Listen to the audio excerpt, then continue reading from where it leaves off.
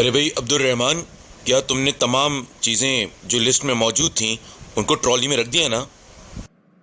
جی ابو جان، میں تمام چیزوں کو اچھی طرح سے میں نے لسٹ میں چیک کر لیا ہے اور سب کو ٹرالی کے اندر رکھ دیا ہے. بس اب جا کر اس کی پیمنٹ کرنی ہے. بابا ایک بات سمجھ میں نہیں آئی، یہ باسکٹ کیسی رکھی ہے جس پہ لکھا ہے کہ نیکی کی باسکٹ؟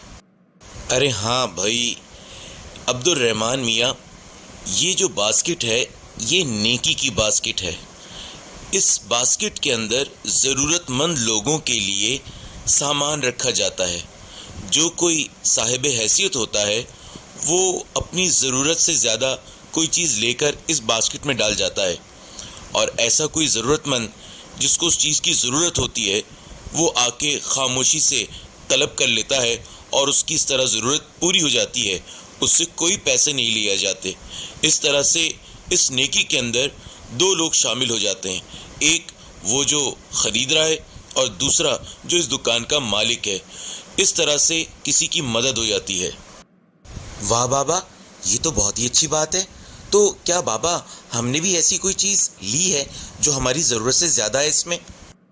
ہاں عبدالرحمن، ہم نے 5 کلو آٹا زیادہ لیا ہے اور وہ میں اس باسکٹ میں رکھ کے جاؤں گا تاکہ جو ضرورت مند جس کو آٹے کی ضرورت ہوگی تو وہ یہاں سے لے جائے گا اور اپنی ضرورت پوری کر لے گا.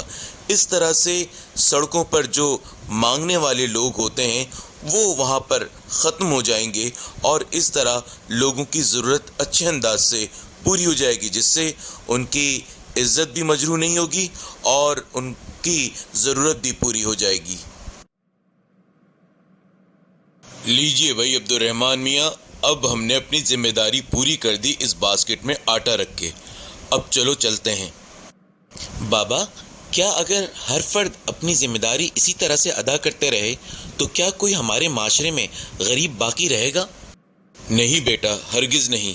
ہمارے پیارے نبی حضرت محمد مصطفیٰ صلی اللہ علیہ وآلہ وسلم نے ہمیں جو پڑوسیوں کے حقوق سکھائے ہیں وہ یہی تو ہیں بیٹا، کہ اگر ہم اپنے ارد گرد کے لوگوں کا خیال رکھیں تو یقیناً کبھی بھی کوئی فرد ضرورت مند اس طرح سے سڑکوں پر نظر نہ آئے اور ہر شخص کی جو ہے سفید پوشی کا بھی خیال ہو جائے اور اس کی مدد بھی ہو جائے.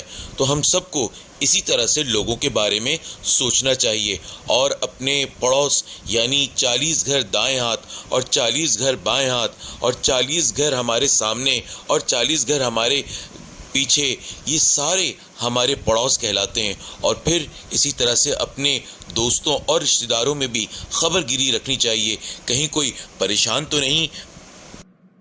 بس بابا میں نے تو سوچ لیا، آج کے بعد میں اپنے ہر دوست، ہر رشتہ دار اور اپنے محلے والوں کی خبر گیری رکھوں گا.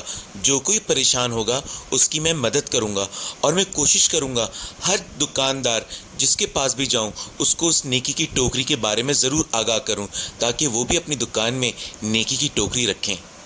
شاباش عبدالرحمن، مجھے تم سے یہی امید تھی. چلو بیٹا اب گھر چلتے ہیں.